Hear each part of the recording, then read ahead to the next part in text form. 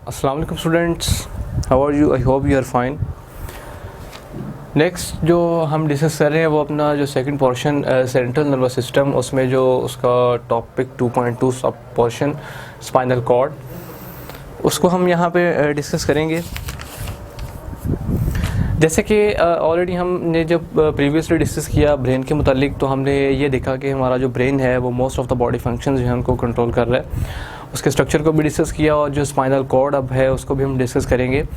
तो इसके मुतालिक अगर हम थोड़ी सी इन्फॉर्मेशन ये देख लें कि इसकी जो स्पाइनल कॉर्ड है ये स्टार्ट कहाँ से होता है, ठीक है।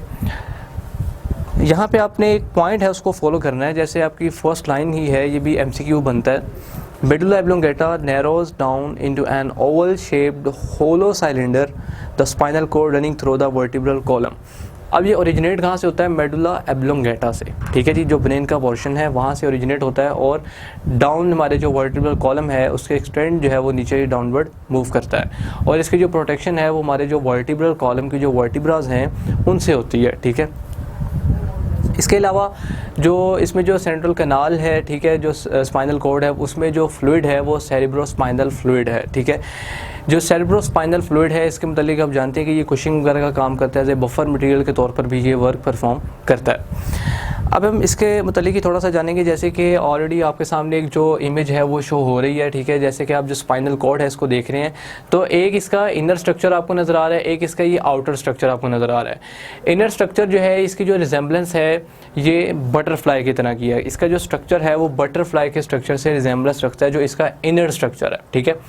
और इसके अंदर ये जो आपको पोर्शन नज़र आ रहा है ये सेंट्रल कैनाल है। ये जो सेंट्रल कैनाल है, इस सेंट्रल कैनाल की मैं बात कर रहा हूँ कि इस सेंट्रल कैनाल में मौजूद होता है सेरेब्रोस्पाइनल फ्लूइड, ठीक है।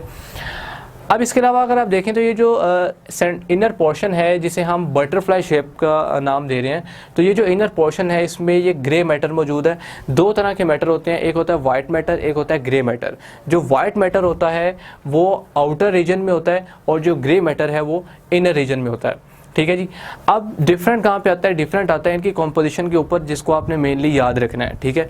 जैसे कि अगर आप ग्रे मैटर की बात करें तो इसमें मौजूद है cell bodies of motor and association neurons, ठीक है। अब ये जो ग्रे मैटर है इसमें जितने भी न्यूरॉन्स होंगे वो नॉन माइलिनेटेड होंगे, ठीक है। यानी इसमें माइलिनेटेड न्यूरॉन्स मौजूद नहीं होंगे, ठीक है। यानी इनर पोर्शन जो कि बटरफ्लाई शेप का है इसमें ग्रे मैटर है और इसमें नॉन माइलिनेटेड न्यूरॉन्स जो है वो मौजूद होंगे।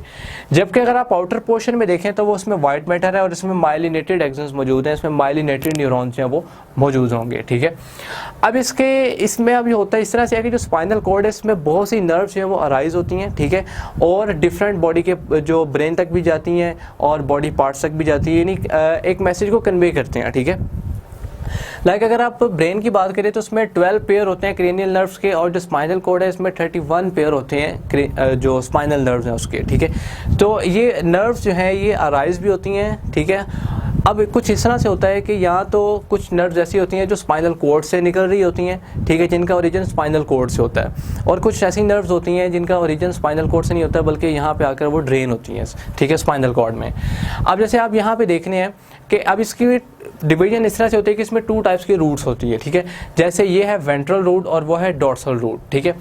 अब जो डॉर्सल रूट है, ठीक है, इसकी अगर आप बात करें तो इसमें सेंसरी न्यूरॉन्स मौजूद होते हैं। इस तरह ये डॉर्सल रूट गैंग्लियन, ठीक है। अब ये जो गैंग्लिया है क्या, it is a type of cluster of neurons के जो क्लस्टर होते हैं ना न्यूरॉन्स का, उसको हम कहते हैं गैंग्लिया, ठीक है। तो इसमें भी जो है वो सेल बॉडीज होंगी सेंसरी न्यूरॉन्स की, ठीक है।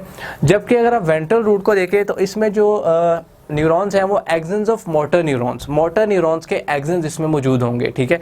और यहाँ पे इस पोर्शन को अगर हम देखें तो इसको हम कहते हैं these are the peripheral nerves, जो पेरिफेरी की तरफ होती हैं, ठीक है।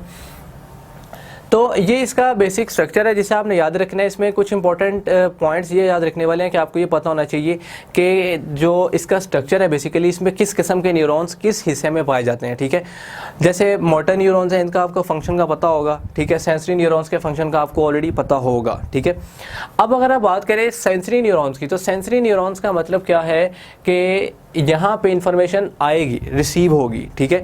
और मोटर न्यूरॉन्स का मतलब यह है कि यहाँ से इंफॉर्मेशन जाएगी, ठीक है। क्योंकि जो मोटर न्यूरॉन्स हैं वो क्या करते हैं कि वो हमारा जो नर्वस सिस्टम है वहाँ से अराइज होते हैं और हमारे जो बॉडी पार्ट्स हैं वहाँ तक मैसेज को पहुँचाते हैं। और सेंसरी न्यूरॉन्स का काम क्या होता है कि उन्होंने बॉडी पार्ट से मैसेज लेकर हमारा जो नर्वस सिस्टम है उस तक पहुँचाना होता है, ठीक है। तो इससे आपको डिफरेंस जो है वो क्लियर हो जाएगा कि किस तरह से नर्व जो है वो अराइज होती हैं और यहाँ आकर ड्रेन होती हैं हमारा जो नर्वस सिस्टम है उसमें, इंक्लूडिंग स्पाइनल कॉर्ड, ठीक है। तो इसके आपने कुछ इंपॉर्टेंट पॉइंट्स याद रखने हैं, जैसे इनर मैटर का आपको पता हो, आउटर मैटर का पता हो, ठीक है, और जो रूट्स हैं इसके उसके बारे में आपको पता हो। इसके अलावा जिससे नर्व्स अराइज होती हैं और जो ब्रेन से नर्व अराइज होती हैं वो हम एक हमारा सेपरेट टॉपिक है जिसमें पेरिफेरल नर्वस सिस्टम, ठीक है, उसको जो हम डिस्कस करेंगे। क्योंकि यहाँ पे जो हम डिस्कस करें जस्ट जो सेंट्रल नर्वस सिस्टम है, ठीक है, तो उसमें क्योंकि इसमें हम नर्व्स वगैरह की डीपली नहीं जाएंगे, हम नर्व्स को डीपली डिस्कस करेंगे हमारा जो पेरिफेरल नर्वस सिस्टम है उसमें, ठीक है। तो ये हमारा जो था एक थोड़ा सा टॉपिक था स्पाइनल कॉर्ड का। इसके मतलब जो एमडी के पॉइंट ऑफ व्यू से कुछ इंपॉर्टेंट पॉइंट्स याद रखने वाले हैं वो यही हैं, जिसमें आपको ये पॉइंट्स का जो है वो मोस्टली पता होना चाहिए कि स्पाइनल कॉर्ड काम क्या करता है। और ये ज़रूर याद रखें कि जो सेंट्रल कैनाल है इसके अंदर CSF मौजूद है, सेरेब्रोस्पाइनल फ्लूइड, ठीक है जी। तो ये कुछ इंपॉर्टेंट पॉइंट्स हैं जिनको आपने हर हाल में याद रखना है, तो आपका ये टॉपिक जो है वो क्लियर हो जाएगा। Okay, thanks.